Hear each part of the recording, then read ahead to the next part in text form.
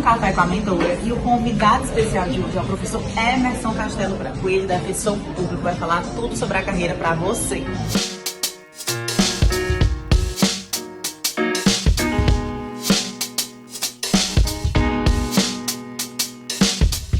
Olá, gente! Mais um Café com a Mentora aqui no canal do YouTube. E meu convidado especial de hoje é o defensor público, professor também de carreiras jurídicas e policiais, Emerson Castelo Branco. Obrigada, Emerson, por ter aceitado o meu convite em participar desse quadro tão especial para mim, que ajuda tantos outros concurseiros que almejam aí as carreiras jurídicas, carreiras policiais, né? E hoje a gente vai conversar um pouquinho sobre a carreira da Defensoria Pública e ninguém melhor do que ele para falar um pouco. Muito obrigado, Manu. Agradeço demais esse convite. Muito honrado, muito feliz.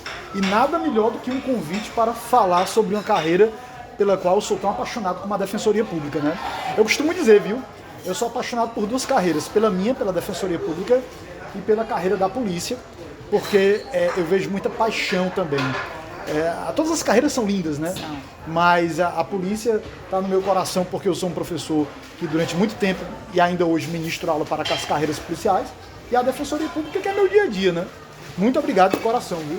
Emerson, o pessoal, assim, eu botei uma caixinha de perguntas, né, e teve algumas dúvidas com relação à carreira, e o que perguntaram também é como você decidiu que você iria ser defensor público, como que você escolheu essa carreira para estudar, no caso? Bom, tem uma coisa que é muito interessante. Eu sempre quis uma função que me garantisse independência. Então, por exemplo, a magistratura, a função de juiz, ela envolve uma responsabilidade muito grande, porque o juiz tem que ser imparcial, né? Sim. E eu sempre busquei carreiras que pudessem me garantir independência. A Defensoria Pública, eu costumo dizer, foi um período meio louco da minha vida, porque eu comecei a estudar para concurso e a minha esposa, a atual esposa, na época, ela tinha engravidado, era minha aluna, engravidou. Imagina aí, o professor que engravida a aluna. Aí eu era professor, muito novo na época. Aí a Janaína engravidou e eu disse, meu Deus do céu, agora eu tenho que passar em concurso de qualquer jeito. E comecei a estudar para concurso. Na época você já advogava? Advogava, eu advoguei durante 2 anos, mas é sempre a advocacia é muito difícil, né? Porque ela tem uma caminhada muito longa. Só se a pessoa nascer com uma família já que tem escritório e tudo, senão a pessoa vai ter que construir seu escritório e a caminhada é bem longa e bem árdua. Sim. Advogava na área criminal, no caso, ou na área civil? Na verdade, eu advogava com um amigo em tudo que é área. Pegava só que tudo, a gente dividia, eu tentava ficar mais com criminal, tudo. Mas aí eu resolvi estudar para concurso porque a Janaína engravidou, eu ia ser pai. E quem quer casar, quer casa, né? E aí juntou tudo e resolvi abandonar tudo, abandonar escritório, somente para poder estudar. Se dedicar aos estudos, né? Para você ter uma ideia, eu já era professor de curso preparatório para concurso, eu era professor substituto da Federal e era professor de vários cursos preparatórios para concurso aqui do estado. E eu abandonei tudo. Porque quando você é professor de curso preparatório, todo o seu tempo fica tomado de aula. Aí eu não, tenho que ter tempo para estudar, larguei tudo só para poder me dedicar a estudo para concurso. E a questão financeira, como ficou nesse período? Não, ficou super complicado. Eu casei, para você ter uma ideia, eu até contei esse episódio, meu casamento foi na igreja e eu não tinha dinheiro, a gente não tinha dinheiro para fazer festa em buffet, esse tipo de coisa. Aí onde foi que a gente fez a festa? Fez eu chamo de o quintal da igreja, né? Tinha um quintalzinho da igreja. E todos os convidados foram para lá. Eu chamei todos os meus alunos só por educação. Não, pessoal, eu vou casar, quem quiser ir, tudo. Não vai ter, depois do casamento, não vai ter nenhum tipo de local. Mas quem quiser ir pode comparecer. Você acredita que foi todo mundo? Meu Deus. Aí eu tinha separado 300 salgadinhos e uns 5 refrigerantes. Acabou tudo. Em 20 minutos tinha acabado já tudo. Aí minha mãe chegou, meu filho, essa quantidade imensa de gente que você chamou, vão comer o quê? Ninguém veio aqui para comer. Vieram aqui para ver o casamento. Então, muito bem complicado, viu, gente? Um período bem difícil, né? Difícil. A Janaína também estudando para concurso e Foi muito... E a minha inspiração, meu filho, eu botei pra quebrar mesmo, assim, estudando. É uma fase de muita angústia, né? Porque você fica naquela incerteza, né? E é justamente isso que eu queria te perguntar. Como é que foi essa tua preparação? Geralmente, quais metodologias de estudo você usava? Como é que era a tua rotina nessa preparação para concurso público? A tua vida, o Emerson, que a gente não conhece, o Emerson de anos atrás, concurseiro. O que acontece? Eu costumo dizer, eu estudei para concurso quase 3 anos, né? Foi a minha caminhada em concurso. 2 anos e meio, mais ou menos. E eu digo para você, os primeiros 6 meses a 1 ano, é tudo desorganizado, né? Principalmente naquela época. Hoje não, hoje em dia você consegue mais recursos. Tem um planejamento, tem uma mentoria, já ajuda bastante, né? Exatamente. Talvez esses 6 meses a 1 ano que você ainda está começando a entrar em imersão, que você está começando a filtrar um pouco o material, qual o melhor professor, qual a melhor didática, com a mentoria a gente consegue, de fato, encaixar isso aí. Você já antecipa aí 1 ano que você perde, entre aspas, né? Nessa desorganização, recomendo demais. Né? Recomendo demais, principalmente para quem está desorganizado mesmo, assim, não sabe o que fazer, como fazer, para onde ir. Eu comecei desse jeito, então, como se fala, naquela loucura, naquela febre de, não, eu vou começar tudo, aí até que você começa a entender que tão importante quanto estudar também é saber estudar, né? Sim. Saber estudar é tão importante quanto estudar. Aí você começa, não, isso aqui é besteira. Eu fazia coisas que não tinha nada a ver, que hoje em dia, se eu voltasse, eu não faria. Tipo ler aqueles livros, doutrina, do capítulo 1 ao último capítulo. Não, eu lembro que... Não selecionava o que era realmente importante. Né? Exatamente. Eu lembro que eu tinha ido numa livraria, me deu aqui quais são os melhores livros de processo civil. Aí eu peguei lá umas coleções de processo civil pesada, meu amigo, difícil de ler. Eu digo, meu irmão... Inclusive, sabe o que eu tô me lembrando agora, você falando isso, que a gente fez uma live há uns meses atrás e você até tava, acho que era no seu escritório, e você me mostrou um livro que você até tava falando que para concurso público, gente, existe um material específico, e para outros projetos, como mestrado, uma pós-graduação, uma faculdade, já se usa outros materiais. Aí você até pegou um livro assim e mostrou, esse livro aqui, eu não tô me recordando agora qual foi, mas era um de penal, não sei se acho que era Juarez Cirino dos Santos, né? Esse aí mesmo, eu acho. Juarez Cirino, que é... E aí você falou, esse livro aqui é um dos meus livros preferidos, mas para concurso público ele não vai me servir, né? Exato, não, acontece demais isso daí. Por exemplo, os livros que eu adoto com os meus alunos para concurso público não são os meus livros preferidos de direito penal. Eles são os mais didáticos. Por quê? Porque não adianta você indicar os seus livros preferidos. Eu vou indicar Juarez Cirino dos Santos, Juarez Tavares, Nilo Batista, Alessandro Barata para Zaffaroni. Eu vou indicar. Eu vou indicar, por exemplo, tem um livro maravilhoso do Zaffaroni sobre penas. Ele fala muito de teoria das penas, Sim. Em busca das penas perdidas. Aí você vai ver em concursos, quando vai ser cobrada a parte de pena, regrinhas de regime aberto, semiaberto, livramento condicional. Aí você... E a parte de carga doutrinária pesada de teoria, em busca das penas perdidas, não vai ser cobrado. Então não adianta. Por mais que a pessoa seja apaixonada. Porque tem aquela galera que é apaixonada, né? Sim. Aí eu gosto de estudar, aprofundar desse assunto. Mas aí você deixa para estudar esses assuntos depois por hobby, né? Depois que você for aprovado. É verdade. Porque é complicado. Mas me fala um pouco, você assumiu aqui na Defensoria, né? Ficou logo na comarca de Fortaleza, foi pro interior. Eu vou dizer. Conta pra gente um pouquinho dessa tua trajetória dentro da Defensoria Pública. Eu fico arrepiado quando eu falo disso. Porque quando eu fui assumir defensor, você vai escolhendo de acordo com a sua classificação os locais disponíveis. A minha classificação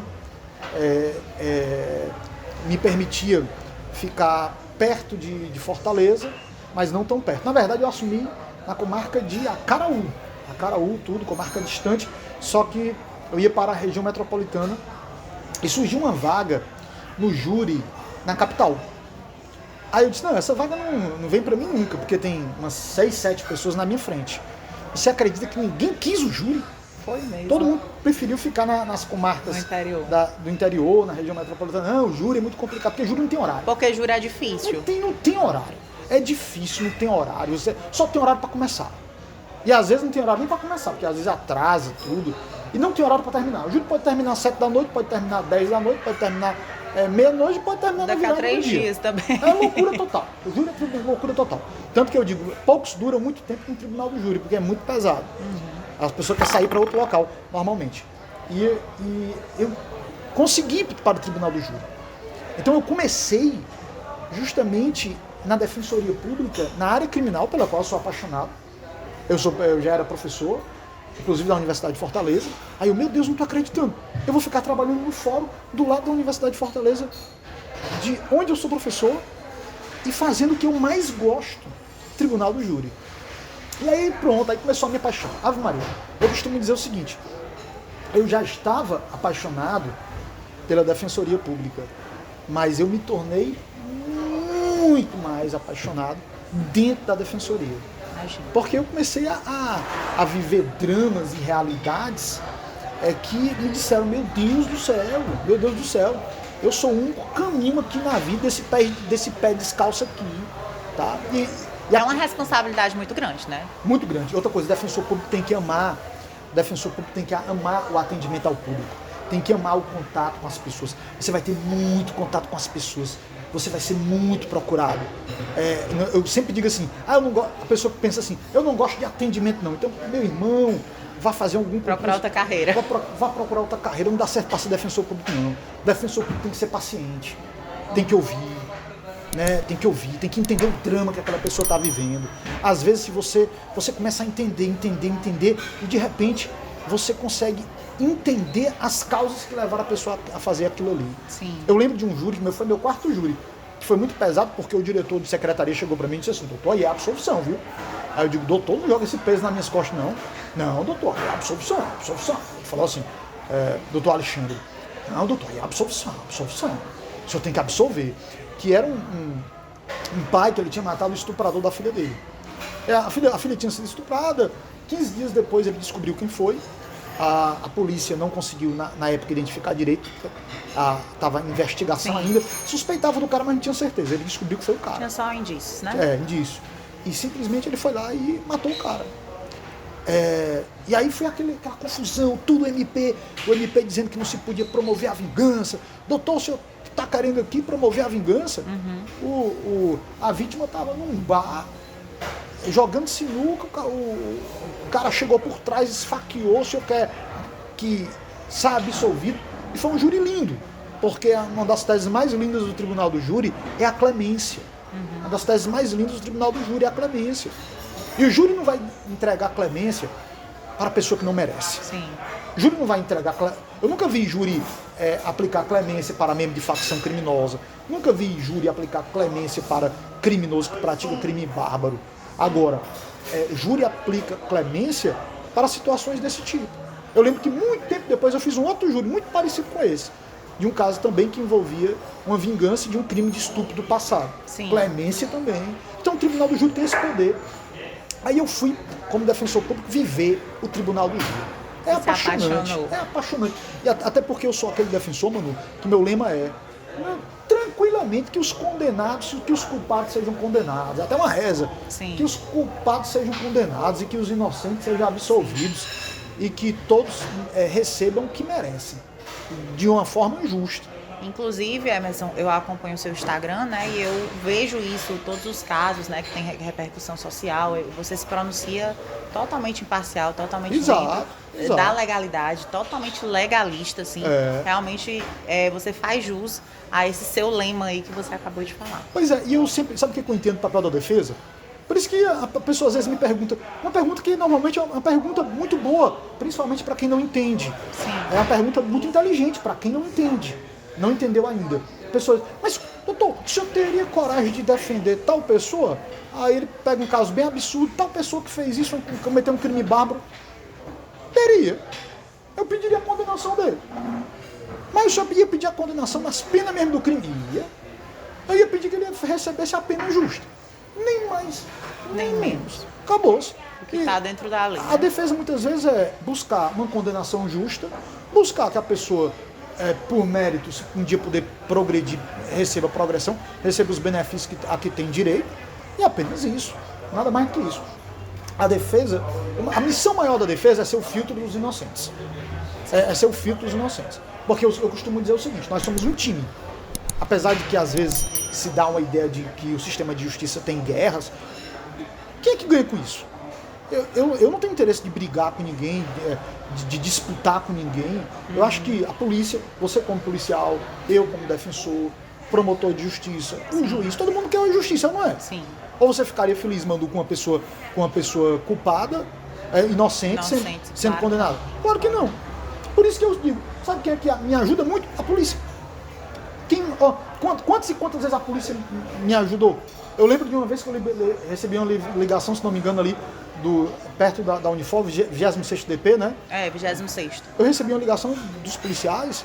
Doutor, pelo amor de Deus, estou precisando da Defensoria Pública. Tem um rapaz preso aqui por causa de um furto de um livro do Iguatemi. Era mesmo, o rapaz tinha furtado, tinha colocado na mochila um atlas do corpo humano. Aí na época não tinha audiência de custódia, e ele ficou lá abandonado. Aí não tinha ninguém por ele. Aí, por que ele não procurou a família? Porque o padrasto dele é pastor evangélico, ele disse: doutor, se eu avisasse minha família que eu estava preso, o meu padrasto iria me expulsar de casa. Aí só quem sabe é meu irmão que eu estou preso, meu irmão não pode falar para ninguém. Resultado. Aí eu até depois eu consegui umas doações para esse rapaz, estava estudando para medicina, tudo. Uma vez eu fui na casa dele e o irmão dele chegou e disse assim: eu acho até que ele é doente. Eu acho até que o Bruno é doente, porque ele gosta muito desses livros dele, ele gosta muito desses livros, e não gosta nem de jogar videogame, passa o dia todinho lendo. O menino passa o dia todinho lendo. O menino é louco por livros, mano. Louco. Você ia na casa dele, era livro de química, de física, de literatura, e pegou um Atlas do Corpo Humano na livraria Saraiva. Aí eu disse, né, meu irmão, eu dava uma medalha, a pessoa você furtar o livro no Brasil, a pessoa entrar numa livraria para furtar um livro, é uma absolvição com uma medalha. Rapaz, é uma absolvição e eu tenho que ter doação de livro para ele. Para esse menino estudar e ter dinheiro para comprar seus livros, né? Então, é isso que a Defensoria... A polícia ajuda muito. Quantas e quantas vezes a polícia me avisou de casos, doutor, veja esse caso aí, veja isso aí. Até porque, mano, uma coisa que é muito séria, a polícia ela age muito naquele primeiro momento. No primeiro momento, sim. Não tem muito o que pensar, meu amigo. Naquele primeiro momento, não. Tem que agir ali de imediato. Depois aqui se vai contextualizar, se vai ver, se aprofundar, entendeu? Por isso que existe o inquérito, né? Justamente para subsidiar, no caso, a Defensoria, o Ministério Público, o juiz, o Judiciário, né? Mas e para quem almeja aí essa carreira de Defensoria Pública, qual o conselho que você dá? Como começar a estudar? O que é que precisa focar mais? Quais disciplinas? Gente, para quem não sabe, né, que eu acho bem difícil, porque ele é figura conhecida no meio de concurso público, mas o Emerson Castelo Branco, além de defensor público, ele também é professor, tá? Então tem realmente propriedade para indicar aqui para vocês a melhor forma que vocês podem iniciar os estudos para a carreira de defensoria. Olha, Defensoria Pública hoje cobra praticamente todos os assuntos, né? Mas não tenha dúvida que em todos os concursos da Defensoria Pública tem tido um enfoque muito grande nessa parte de direitos humanos, na parte de direito constitucional, na parte de direito penal, muito voltada para as teorias do crime, muito voltada para... A Defensoria tem tido uma preocupação muito grande na parte de direito penal, cobrar muito a parte do exercício da defesa, e tem cobrado cada vez mais a prática. Então, o que é que eu aconselho para quem vai se preparar para o concurso da Defensoria Pública? Uma base teórica voltada para muitos princípios constitucionais, tanto que a prova da Defensoria Pública em Direito Constitucional é pesada. Eu já fiz. É pesada. Eu fiz a última que teve aqui, realmente muito pesada. É uma prova muito pesada nessa parte de Direito Constitucional, Direitos Humanos. Cada vez mais eles cobram isso daí. E focar muito, e eles têm trabalhado muito isso com a prática da Defensoria Pública. Por exemplo, surgiu uma figura nova chamada custos vulneráveis, que é a possibilidade da Defensoria Pública atuar em situações de pessoas que estão em situação de vulnerabilidade, mesmo, por exemplo, essas pessoas tendo, às vezes, muitas vezes, um advogado particular. Sim. Mas a gente percebe que essa pessoa não tem um pedido de liberdade, a gente vai e faz um pedido como custos vulneráveis. Aí a pessoa, poxa, o que é custos vulneráveis? Essas teses novas, esses entendimentos novos, tudo vem sendo cobrado muito em prova da Defensoria Pública. Muita jurisprudência também, Muita jurisprudência. Né? Então você tem que saber catalogar isso daí. E aí pegar obras voltadas para a Defensoria Pública também é uma coisa muito importante. De princípios institucionais, tudo. O caminho da Defensoria Pública é ser um concurso cada vez mais voltado para as próprias necessidades da carreira. Sim. Emerson, muito obrigada. Fico muito feliz por você ter participado aqui do nosso café, tá? Tenho certeza que ajudou bastante aí aos concurseiros que almejam a carreira da Defensoria. E é isso. Eu vou deixar aqui, Manu, se alguém quiser mais dicas de defensoria, nosso Instagram, Claro. @Emerson Castelo Branco. Se precisar de indicação de bibliografia, conselhos, conta comigo. E outra coisa, viu? Pode colar aqui na Manu, porque inteligência e preparação, o trabalho que você está fazendo de mentoria é espetacular. Parabéns, viu? A gente consegue trabalhar bem bacana o planejamento, estratégia de estudo, metodologia, né? Essa parte de simulados também, questões. Enfim, a gente consegue fazer com que o aluno estude de maneira correta, com qualidade, para encurtar essa trajetória que é tão difícil, né? A gente já passou por isso, eu já passei, o Emerson já passou, e a gente sabe o quanto é difícil, o quanto é sofrido, o quanto é necessário, muitas abdicações, muita dedicação, enfim, um suporte de outras coisas também junto, para que você consiga ir alcançar esse objetivo final, que é a aprovação no concurso público. Detonando! Detonando, gente!